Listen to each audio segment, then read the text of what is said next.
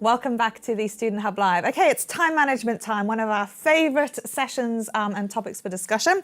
I'm joined by Isabella Henman, who teaches with me on SDK 228, but you are also the forum moderator for SDK 100. Yep, and SDK 228 and SK 299. You must be very busy, and I see you've got your study buddy. I have, which hasn't been sucked by my cats yet because I haven't let them have a go at it yet. But you have some amazing stationery, which Connor is going to love because he has all the stationery. He had no idea what to do with it. He's now got a lot of ideas about what to do with it. Julie, however, she'd all prepared for everything, but her other half started studying, and now the stationery is a bit depleted. So we suspect something's been going on. But you are a firm believer in using stationery to help manage one's time. So I like this idea. Tell us more. It's about using what you've got available. So, I mean, there's the sensible things that you can have for time management, things like these, the activity templates. I like these. Which one am I going that way? Yep, let me show the students. Okay. We showed one of these yesterday, a great idea to fill in, like how you're going to sleep, eat, and do other important things as well as studying. You can have different formats for them as well, so that's just a slightly different format one. Okay. I find that one very scary because it's actually got the hours between midnight and 3 a.m. and I tend to like being sleeping then. Yeah. Some people like to have that as part of it. Okay. So you can use them, you can fill those in, and they're quite a good thing. What I also strongly recommend is these, the actual study calendars for your modules. So I've got them, and this is where I use the colours, because they're colour coordinated. Yes, and you like colours. So I like colours. So nearly everything I do is colour coordinated. So SDK 100 is yellow, so all my little bits of information about that are yellow. And that's the study calendar that you get. So it's a really good idea to print it out and stick it on your wall. Yeah. Which is what I do. And then this one is SDK 228. And that's actually, technically speaking, my colour coordination for that one should be purple, but I didn't have any purple paper. So I've got it as blue today. And I'll explain a bit more what I mean about that. And then SK 299 is sort of pink or sometimes salmon, depending on what I'm feeling like. So these are the study calendars that you get to start with. I really, really strongly recommend printing them out and putting them on the wall, because then you know what you need to do, and it's also quite good to So from Student Home, you expand the full calendar, print it out in the colour that you've got. There's a couple of different ways. You can, the full calendar, so because you've got the study planner, which is the tick by tick one. That will be very long. That won't fit on your one piece of paper. That's 2 pages. But you'll probably find it in your module resources or somewhere like that, and it will be called printable study calendar. Right. And that's quite a useful one. Obviously, as I said, you've got the study planner to tick off, and that's really good. And that's so motivating because you tick off when you've done things. And that's actually quite good from the time management point of view, because if you tick off when you've done something, you know what you've achieved. So that's quite good. But you also you mentioned my stationery, and you mentioned these. I was so pleased. I texted you about this. I know, they are amazing. And then I said I want the dog ones, because you only got the cat ones. So I have always used previously the colour-coordinated little stickies, so these which are I cool. use on my calendar. But I found these in a stationery shop, and I think they're so good. So, and also these. From the time management point of view, you use them for different things. So I, for instance, have one of the cats is when I'm moderating something, so I'm looking after one of the student forums. One of them will be when I'm running a tutorial for different modules. So I can immediately look at my calendar and I can say, oh, whatever colour he is. So have you got one of these big wall calendars there? I don't actually. I should have, but it's never quite worked out, and I haven't got enough space on my wall. What I've got is I've got a month-by-month calendar. So I have a month printed out, and I have something for each day. So I've got one of these on a day when I've got something particular to do. So if I'm looking for a colour, I can look at it immediately. If it's the original colours, if it's something pink, it says I've got something for SK 299 to do. Or if it's purple, something for SDK 228. So that's actually quite useful. And then I know people who've got the big wall planners, the A1, something like that, the wall planners. Or I've got the month-by-month ones, and then I can see. You can just print those off the internet as well. You can print them off the internet all sorts easily. of layouts, they're handy. And you can put them. You can print out your own and write what the things. What I quite like is, because I've got a box for each day, I've just got those immediately sticking on, so I can just look at immediately and go, well, this week I've got this, this, and this. So you're just using these as representations. You've almost got a key, and you know what's what, and then you're sort of saying, okay, I've got lots of here. And what happens when you've got too much stuff then on the day? Yeah, that's the problem. You don't want to overuse anything where you use reminders and time management. You don't want lots and lots, because it loses its impact. So it's quite important to try and keep only a few, because otherwise you might look and you just might panic because you might go, I've got 5 So these part of week this is or the something. extent to which we break down the chunks. Because some of the things on my to-do list are things like write paper, which is very unhelpful, I find, and often goes on the next day's list. Yes. Whereas some things can be very easy to manage. So this whole idea of breaking things into sort of bite-sized chunks, how big is a good chunk, and when are they helpful? Right, so you could, for instance, sometimes I go, oh, I've got all day in which to work or all day in which to study. That doesn't really work. So it's much better to think, right, I'm going to start at 9 o'clock and I'm going to work for an hour and then have a break. So you go, what am I going to do in that hour? So I might be reading my module materials for an hour, and then I might have a 10-minute break, go and get some chocolate or something. And then I might, in the next hour chunk, I might be looking particularly at something to do with some of the interactive videos or what I might need to do for a TMA question. So sometimes variety works quite well, is switching out, because if you spend a lot of time just reading, I mean, you've had the reading sessions already today. If you just have reading, and you go, what am I going to do today? I'm just going to read. You might just go, and you'll find yourself getting distracted. So it's about trying to use what you've got available and then be a bit more focused on what you do. Because if you think, well, I've got an hour, then you focus for that hour. But if you think I've got 3 hours, you might go, oh, 3 hours is ages. Oh, I'll just check my phone, or I'll just wander and do this. And then you suddenly realise you've actually lost quite a lot of the time. So one of the key things about time management is managing your time, not just sort of letting the time run away with you. A good point. We were discussing this the other day about sort of the right chunk of time, and people had different ideas about how this might work for them. HJ and Zach, what's the common consensus at the moment about how people are chunking their time? I think the main thing, people really like the study planners, which I'm printing them out, and Graham says he loves ticking things. So the feel-good moments where you get to tick something off when it's done. Susan likes printing them out as well. And Helen's got some tips on getting family and friends on board, helps with time management, so they know not to disturb you and you can use that time very productively. And Chantal is a bit different to some other people. Actually, I agree. She says she would struggle with a really detailed timetable. She likes to have some flexibility. I do like that too. Otherwise, I feel under a lot of pressure if it's very detailed. And Helen just reckons your hair is dope. That's probably like cool. Sick. I want to hear about Graham's idea about the day pie chart, and I wonder, is that a real pie or a metaphorical pie? Maybe we better not get them started on food, actually. There's a lot of love for whiteboards as well out there, and they can be a great way. I've known lots of people who'll put something on a whiteboard, and some people will take a photograph of it, and sometimes it can just be, worth actually just putting those things on there and rubbing them out as they go. Yeah, I mean, I have lists. I haven't got a whiteboard. Well, I have got a whiteboard. I've got a chalkboard, but currently it's what's in the freezer, which isn't quite Your useful. office is full of stationery, Isabella. My office has got lots of different things in it. So that's the thing. And it's interesting, the Chantal's point about the variation and flexibility. I think for me, allowing yourself flexibility is one of the key things for time management, because if you say, I have to do things this time till this time, and that's my only time, and then I've got to do things, that's when you actually start to feel restricted. You resent the fact that you've got to do things sometimes, and then you don't end up enjoying what you're doing. And after all, this is about enjoying your study, and it's about managing it to help you. So we use the tools that we've got available. We use lots of different things, and managing it actively and being flexible and thinking, well, I could do this then, but I've got to make sure I fit everything in. I think that was one of my other things that I wanted to talk about, was prioritising as well, because that's actually quite important. I mean, there is, somewhere in my pile, the amount of students who've had an exam who think, I absolutely must get rid of all the out-of-date spices in my kitchen cupboard. Mine used to be cleaning my windows in my halls of residence, and I used to lean out and I used to clean the window and look who was down the road and hi to the person opposite. Okay, that's called procrastination. That's called not getting focused. So actually, there's this thing. I mean, I found this from Student Home yesterday, actually, when I was looking for things.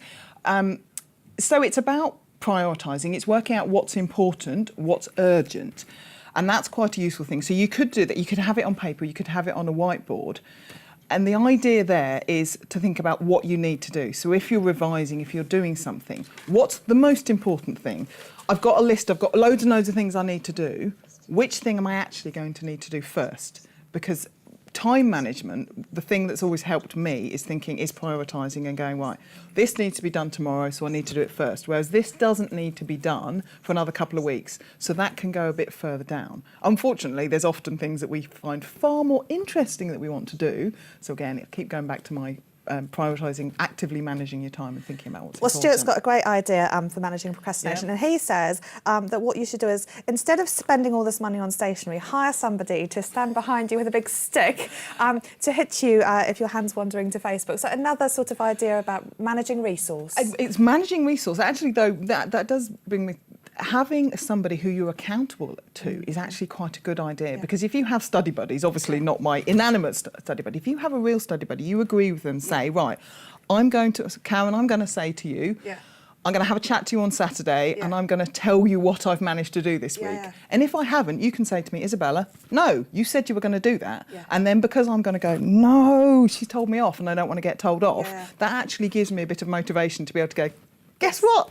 I did it. I did it this week. It's such a good thing. So, and I do that with people as well. I'll say, right, I'm trying to do that. And they'll say, oh, why don't you send it to me? And I'm like, oh, OK. And sometimes just the act of being accountable for something, but also taking a step back from that and identifying what the task is. Yes, you know, if it is writing an essay, you know, what part of it are you going to do and how can you sort of break it down again into this sort of idea of manageable chunks? Yes, absolutely. So it's the managing things, knowing what you need to do. Often that's a bit of a battle because sometimes you can just go, I don't actually know what I need to do. So to use the resources. So in terms of managing your time, you've got the study calendars, but you've also got your tutor and you've got your module team. See what they tell you need to do. If you're not quite sure, if you're struggling and you're thinking, I've got so much to do and I don't know when to do it, ask your tutor. And we, as tutors, we're able to say, well, this is more important. This is something that's coming up soon. Actually, if you're going to prioritise the different things, do this one first, and then hopefully when you've got a bit more time, you can do something else. You can fill that bit in a bit later. Yeah, no, absolutely. And I hear all this sort of stuff. It's great about identifying what's important, again, which might be an assignment or something versus something unimportant, because it's difficult to sometimes identify those when you're really stressed. Yes. And we asked students about whether or not they anticipate time management will be an issue for them. I mean, the majority of them said yes. And I think that the majority of them said yes because they have a very good reason, which is probably that they're doing other things as well as studying, which is a very common issue. So, you know, we have these internal factors and external factors that can impact on our time. And best will in the world, we can have our stationery, we can have our charts. Graham, by the way, I want you to send us a picture into studenthub@open.ac.uk with the pie chart that you've got going on, which he says is hopefully going to have some lemon meringue pie on it. I think of it later. I think I know what this one is. Anyway, the whole idea is that there are these pressures, I think. So you're talking about being able to identify and prioritise what matters. But there are techniques and tips that we can use when we're really, really stressed out. So tell us about how we might go about doing those, and also maybe about how we might make use of the OU resources in terms of tutors, student support teams, etc., to help us when things are not so clear. Well, if things have gone wrong, you ask your tutor in the first place, what can I do? Can you recommend which things are more important? Your student support team is also there because they'll be able to say, right, this is what you need to do. And they might be able to actually say, you might be able to not do a particular TMA because it might be that your module allows you not to do that. Obviously, we don't recommend you ever miss things out because you miss out on some of the study, but there are ways around.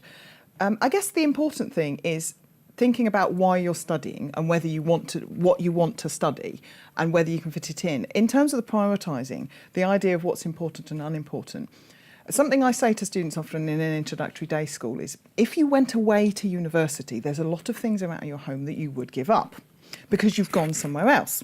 So therefore you have more time to do things. The difficulty when you're studying with the OU, because you're staying in your home and you're staying in the same place, is what is important, what can you give up? We're not saying give up your whole social life, we're not saying give everything up, but have a look at the prioritising. What are the things that could you maybe give up? The meeting somebody for coffee 3 times a week, could you maybe just do it once and then you'd have a bit more time to study? Sometimes it's a bit of a tricky one because you don't want to give up your social life, but remember, what are you studying for? So time management is thinking about the long goal. What is actually important and what are you trying to get out of it? Helen said something really lovely, which is don't feel guilty if you schedule things and don't manage to do them. Because sometimes if you've got, especially if you've invested in some lovely stationery and you've made your plan and life gets in the way, it can feel really demotivating. It can, yeah, which is why I like the idea of ticking things off when you've done them. And if you get to the stage where you think, I've got loads to do, open up that full study planner and see how much you've managed to do. Obviously, we're in the start of the module now, so for some people who are brand new, they haven't got that far. But when you get a little way, sometimes when it's dark and when it's cold in sort of January, February, and you're thinking, I've got such a long time to go, have a look at what you've achieved already. Yeah. And that can be really helpful. And I know when I've talked to students in the past, they've gone, oh, that is really nice. Yeah, I have done that. Yeah. And that does help. So tutors can give extensions in certain circumstances, which can or cannot be helpful, but there are ways that tutors can actually help students to prioritise and frame things depending on what that student is wanting their qualification for. Absolutely. Sometimes it really matters and you really want to get things done, in which case it's a case of saying, what can I give up, etc. Deborah wants some advice from you, though, on this whole thing of estimating time, because she says that she often, overestimates the amount of, underestimates the amount of time it will take to do something. Yeah. We see often on the study planner quite clear guidelines of how many hours per week, how long this activity might take. Sometimes I might look at an activity and think 30 minutes, that took me 2, because maybe I haven't done it properly. But, there's this whole idea of trying to sort of gauge a sense of time. We allow ample boundaries for this in terms of the time that we recommend. But equally, for some people, again, this idea of priorities, which Connor incidentally really likes, this whole matrix that we've got. Yeah. For some people, things might be more important or less important. So how do we sort of balance this idea of how long tasks take? Well, from a very technical point of view, when we're writing modules, we have a reading rate. So we know how many words per minute people usually read. And then we build it based on that. So obviously the amount that you're going to be reading, and then how long you'll spend reflecting on something, and how long you'll spend writing, and that kind of thing. So the recommendations are average. Obviously, as you've already said, some people are less, some people are more. So it is a case of learning. So what we recommend is have a bit of a practice. How long did it actually take you to do a particular thing? Time yourself, and then you go, right, this is how much I managed to do in that time.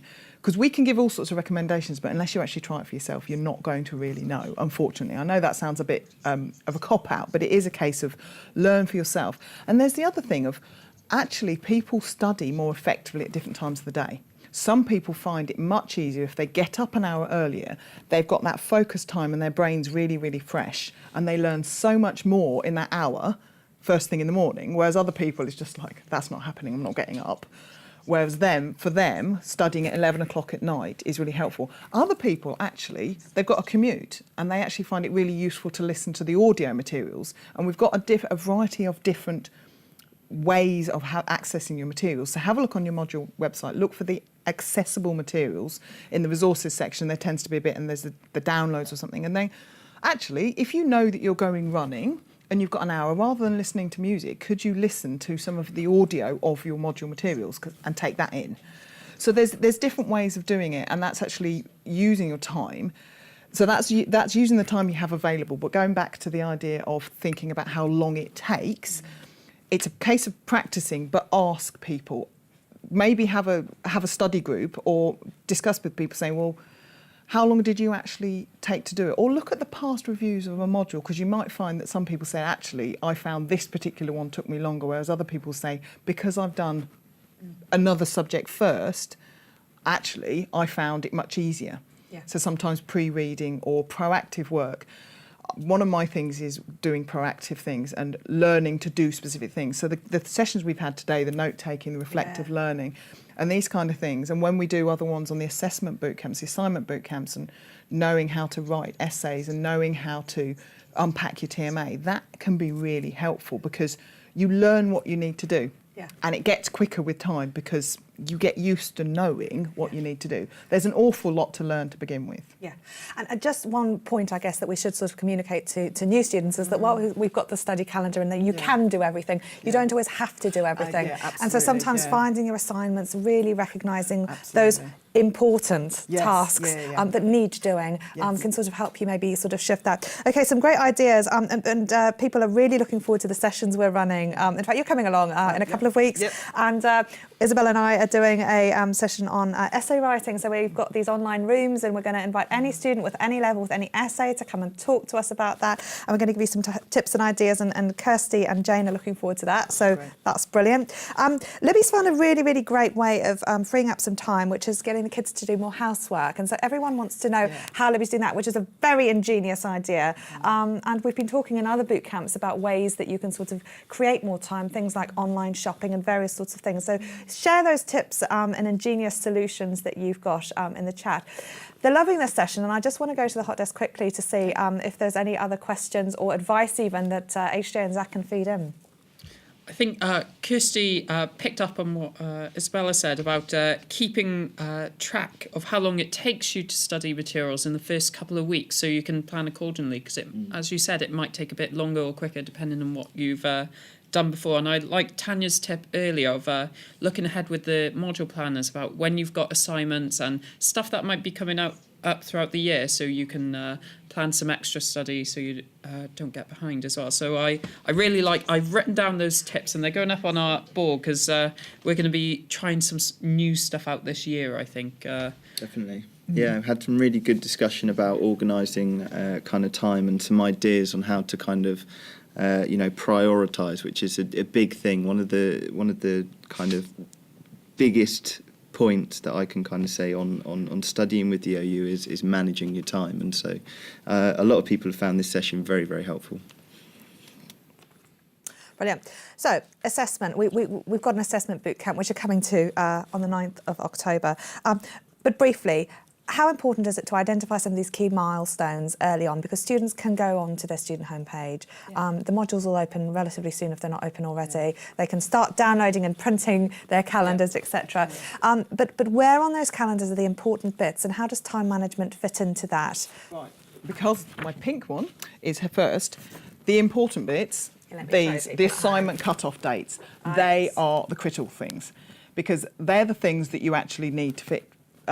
Make sure you fit in, because you need to know when they are. They need to be prominent somewhere on your calendar, not just on the study calendar, but on your normal calendar, whatever you use. And set yourself reminders. What I always used to do when I first started studying with the OU, because I studied with the OU before I worked with the OU, is I used to set myself false deadlines. So I used to actually set them a couple of days in advance, because if anything was going to go wrong, it went wrong. I've had all sorts of things. And, when you need to print something out and you lose the ink cartridge and you can't find somewhere, or your computer decides to go, and all those kind of things, they can happen. And if you're a very last-minute person, you're going to find it difficult. And that's one of the things, really, that we sort of have to try and explain to people. Yeah. If you like doing things at the last minute, you're going to make life much more difficult for yourself. Yeah. It's much easier if you do try and bring we things had some forward. Students last week, Isabella, who had already done their first few assignments. We told them not to submit them, because it's very likely that they'll be able to reflect on them and possibly improve on them. But just showing students here reminds me of something which is really important in terms of time management, which is these ICMAs, these computer-marked assignments, because whilst tutors can in certain circumstances give deadlines on TMAs, in some cases the ICMAs have absolute deadlines, and in some cases they will stop you passing a module if you haven't completed them. So they're really, really important. Tell us what these computer-marked assignments are like, and also just a little bit about what happens in them. So they're all online. So the good thing about them is you can read the questions and you can have a look through. You don't actually have to answer the questions immediately. I mean, I know on SK299, which is one of the ones that I'm doing, you get 2 chances to do it. So you can have a look at them and then you can think about it. Because you've got all the module materials, you can actually have a go. It's essentially like an exam at home, but you've got everything there. So you don't need to hire a man with a stick to make sure you're not cheating. No. Because we know that you've got the information, but it's still about testing whether you can apply it. So it's not going to be a case of the answers are precisely written out. You've actually got to think a little bit about it. But they're not trick questions. No. Really, none of the questions we have in any of the assignments are trick questions. They're to test your knowledge to make sure that you know what you're talking about. But these ICMAs, they will have a set deadline. As soon as the system opens, you can do them as early if you want to. And if you do it the one time, it will tell you what the mark is. If you're happy with that mark, then that's fine. You can leave it. In some cases, you can only do them once. In some, okay, yes, some. I think that it depends on the module. I know on SK299 you're going to get the chance to do them twice. But some people might not want to because they might find it quite stressful. But those are fixed deadlines. If you've got an EMA, an end of module assessment, they are fixed deadlines, and they really are. Every year we have people who miss the deadlines and lose marks. And it's really, really sad when you see it. I had a student last year who had to resit because she'd completely missed the deadline. She was getting fantastic marks and something went out of her head she didn't realise. So we really do say, please pay attention to the calendar. They are actually quite important. And the other thing, which we will talk about when we do our assessment boot camps, is the weighting of these things, because the fact that an EMA often constitutes a very large proportion of your grade for that module makes it more important. It does. So sometimes then if you've been having extensions and you're on TMA 3 and you need to sort of whiz that through, you might need to really prioritise the EMA because it matters more. Yeah, that's one of the problems with extensions is they can be useful to help you manage your time immediately, but remember you're taking the time from later. And I've had students who've said, actually, I wish I hadn't done that because I've suddenly found it was all concertinaed at the end and I've only got a very short time to do the EMA and I don't have enough time to do it. So that's why I try to say to people, technically speaking, yes, you can have an extension, but is it actually going to help? It doesn't always help. So try and get these deadlines in. If, as I said, if you want to, make yourself false deadlines. So think to yourself, it's due in on Wednesday the 5th. I'm going to have it done by, I can't count, Monday, Saturday. Would Saturday be the 1st? If I could count, it'd be great, wouldn't it? But say a few days advance, try and get it done then. And then if something goes wrong, you've still got time. Whereas if you're actually going, I'm going to finish it on Wednesday the 5th, and something goes wrong, that's when it gets difficult and you will add to your stress. What we try and do with time management, if you're managing your time well, hopefully your stress won't build as much as if you just squish it all in. Lovely. Isabella Henman, thank you. That's been a start of a wonderful conversation. You're going to be back. You're going to be doing our essay writing workshops as well. I know you've all really enjoyed Isabella, so you'll hopefully come along to our essay writing workshops. You can find all the details about these and other events that we're doing on the Student Hub Live website. Thank you all for participating. And there's some people who've been showing us how the live chat's really sort of been important as part of the experience. Kirsty says she feels part of a community. And Susan's also got a love for the live chat as well. Let's just see how you're all feeling right now. We asked you this a little bit earlier, and this is what our word cloud said. Impatient, happy, trepidatious, eager, empowered, optimistic, energised, supported, focused, more confident. These are a bit hungry, okay, but mainly positive. And that's okay to be a bit hungry. So thank you for all the advice. Let's just take a quick trip to HJ and Zach before we conclude this morning's session. I think we've just had a really good chat today. I loved all this advice and tips that everyone's given to us, and we're going to try some out in our study, I think, aren't we, Zach? Yeah, fantastic sense of community on the chat overall. And yeah, really good feedback. Everyone's helping each other out, which is good to see. And just wanted to kind of go back to Isabel's point as well about the EMA and TMA cut-offs. It is such an important thing to make sure that you do keep track of that. And hopefully that's kind of gone through as well. So, but we've loved chatting to everyone, and hoping you keep in touch if you're not going to our events this afternoon. So remember, we've got a Twitter page at Student Hub Live, and you can always email us if there's anything you think of or anything you want to let us know, or some more great tips. studenthub@open.ac.uk, and we've loved the stuff you send us, and I know Graham sent us a picture of how he does his notes, so I'm looking forward to seeing them and putting on it. He sent the pie chart, so we're going to see that this afternoon. I think we'll put it on our board, but I'm really excited about that. But it's been great, and we'd love to see you at next events, and let us know how you're getting on with your study as well. Excellent. Well, we do have a lot more in store for you. If you're up for it, you can come along this afternoon. We've got some sessions which are specific to sport and fitness students and also childhood and youth. So those will be happening this afternoon. Anyone's welcome. We're going to be having some really interesting discussions that many students will find relevant. So you can check out the programme and do join us then. If you have been watching live, thank you for participating. If you're watching on catch-up, come and join us at a live event because it is a lot more fun. We've got our Refreshers Orientation event next week. That's on in the daytime and in the evening. We've lined up some fantastic guests to tell you all sorts of things. We've got live science chat, which is very exciting. We're going to be doing some live science demonstrations, talking about different learning styles, and we've got loads and loads and loads of fun stuff there for you. We'll also probably talk about cake quite a lot. Send us in your selfies, your study buddies, your desk space, etc., and we'll put those on our board for next week's activities. Thank you, though, for coming along, and do stay in touch. There's a little feedback button on the website if you'd like to tell us what you've thought of the show, or you can email us studenthub@open.ac.uk. You can also subscribe to our list and we'll tell you when events are on in future, but do also subscribe to our YouTube channel so you can see the new videos that come out. There's plenty on the website if you're bored in any way between now and module start. So do check those out and join us either later today or next week for more of our sessions. But for now, that's all from us at the Student Hub Live. Thank you for watching and I hope to see you very soon.